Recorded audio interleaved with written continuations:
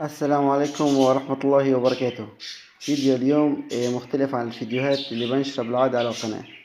مثل ما بتعرفوا بالعادة الفيديوهات بتكون عن معلومات عن تربية وتزوج طيور الزينة.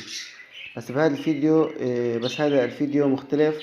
بهذا الفيديو سوا رح نفتح أجمل هدية بتصلني بحياتي من أحد الأخوة المتابعين. طبعا الهدية بتخص طيور الزينة أو بتخص غرفة الطيور. من فترة 15 يوم تقريبا نشرت فيديو عن غرفة الطيور، وكيف صارت غرفة الطيور بعد ما عملت الأقفاص الكبيرة. وحكيت بالفيديو إني راح أنقل الطيور على غرفة تانية لأن هاي الغرفة صغيرة، وحطيت فيها الطيور مؤقت لأنه عدد الطيور حاليا قليل. وفي أحد الأخوة من المتابعين تواصل معي حتى يبارك لي على غرفة الطيور، لأنه بيعرف إيش قد تعذبت حتى حسنت أوفر بيت كبير يكون في غرفة زيادة حتى أربي الطيور بغرفة خاصة فقط لتربية الطيور. واليوم وصلني هي الهدية من هذا الشخص بسبب إني راح أجهز غرفة جديدة للطيور. حتى ما نطول بالفيديو، راح نفتح الهدية وبعدها راح نكمل الحكي. طبعا هن هديتين او قطعتين. راح نفتح اول وحدة.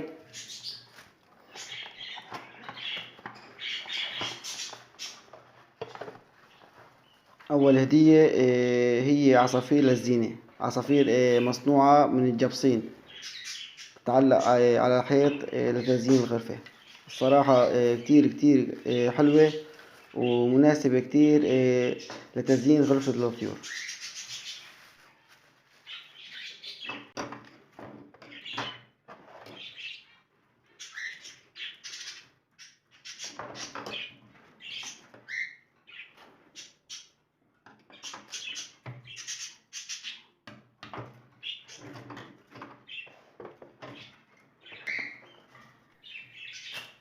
وهلا راح نفتح الهدية الثانية.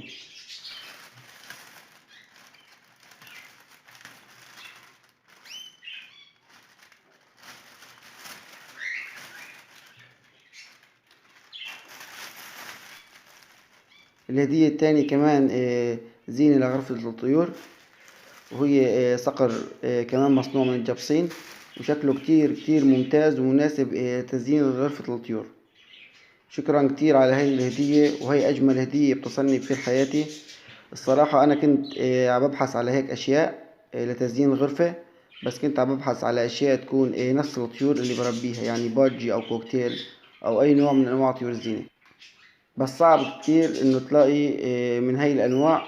لهيك كنت رح أشتري أي نوع من أنواع الطيور لتزيين الغرفة. وبتشكرك كتير على هاي الهدية، وهي الهدية لها قيمة كتير كبيرة عندي، يعني أكبر من قيمة الهدية بآلاف الأضعاف. طبعا في تواصل سابق بيني وبين هذا الشخص، والتواصل كتير قديم، يعني تقريبا من أول ما فتحت القناة. والتواصل كان عن أسئلة عن تربية طيور الزينة. بس ولا مرة في حياتي شفت هذا الشخص، لأنه كتير بعيد عني. مقيم بنفس الدولة المقيم فيها، مقيم هو، لكن بغير محافظة.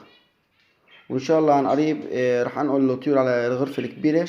طبعا بعد ما أجهز الغرفة بشكل كامل. وأول شي رح أجهزه بالغرفة.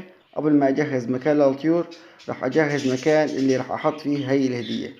يعني أفضل مكان بالغرفة رح يكون لهي الهدية إن شاء الله.